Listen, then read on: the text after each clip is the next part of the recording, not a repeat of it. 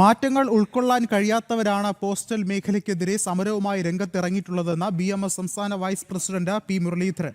എഴുത്തുകളും മണി ഓർഡറുകളും മാത്രം കൈകാര്യം ചെയ്തിരുന്ന തപാൽ മേഖല ഡിജിറ്റലൈസേഷനിലൂടെ കൂടുതൽ സേവനങ്ങൾ ആരംഭിച്ചെന്നും പി മുരളീധരൻ പറയുന്നു. ഭാരതീയ പോസ്റ്റൽ എംപ്ലോയീസ് ഫെഡറേഷൻ 18ാം സംസ്ഥാന സമ്മേളനം പാലക്കാട് ഉദ്ഘാടനം ചെയ്ത് സംസാരിക്കുകയായിരുന്നു അദ്ദേഹം. പാലക്കാട് വടക്കന്തറ കൃഷ്ണകൃപ ഓഡിറ്റോറിയത്തിലാണ് ഭാരതീയ പോസ്റ്റൽ എംപ്ലോയീസ് ഫെഡറേഷൻ 18ാം സംസ്ഥാന സമ്മേളനം നടന്നത്. BMS സംസ്ഥാന വൈസ് പ്രസിഡന്റ് പി മുരളീധരൻ സമ്മേളനം ഉദ്ഘാടനം ചെയ്തു. വീട്ടുപടിക്കൽ പണമിടപാട് നടത്താൻ കഴിയുന്ന ചലിക്കുന്ന ബാങ്കായി പോസ്റ്റൽ സംവിധാനം മാറിയത് ദീർഘവീക്ഷണത്തോടെയുള്ള നവീകരണത്തിന്റെ ഭാഗമായാണ്. നഷ്ടത്തിലാവുന്ന സ്ഥാപനങ്ങൾക്ക് പിടിച്ചു നിൽക്കാൻ കഴിയില്ലെന്ന വസ്തുത മറച്ചുപിടിച്ചാണ് പോസ്റ്റൽ മേഖലയ്ക്കെതിരെ ചിലർ പ്രചാരണവും സമരവും വിടുന്നത് എന്നും ഇന്ന് പോസ്റ്റൽ മേഖല വളർച്ചയുടെ ഘട്ടത്തിലാണെന്നും അദ്ദേഹം പറഞ്ഞു.